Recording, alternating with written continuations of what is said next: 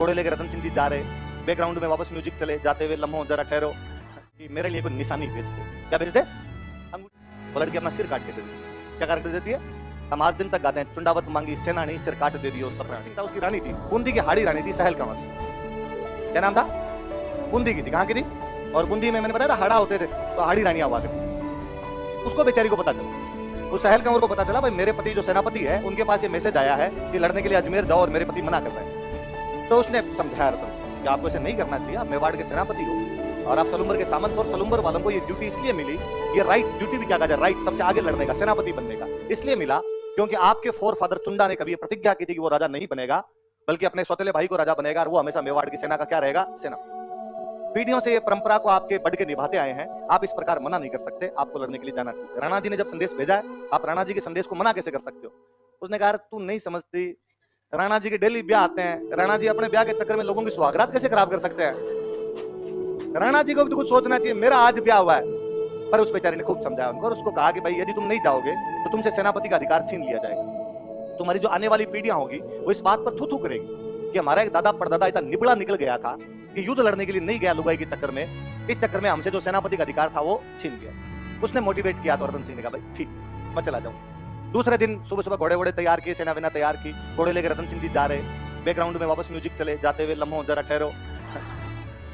जैसे ही उस हाड़ी रानी वाले महल के पास आए तो रतन सिंह जी का घोड़ा अपने आप ही रुक गया।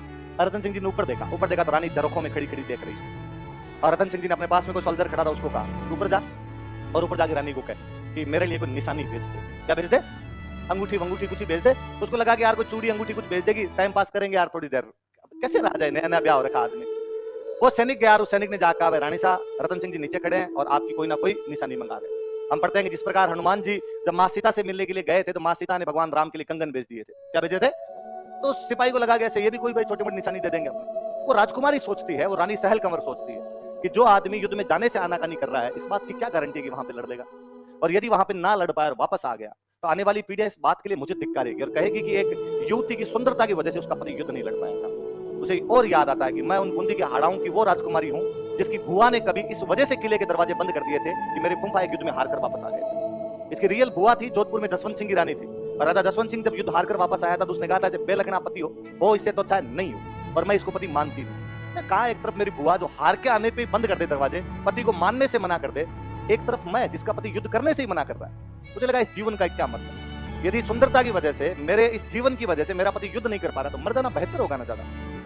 वो लड़की अपना सिर काट के दे दी। क्या करके देती है?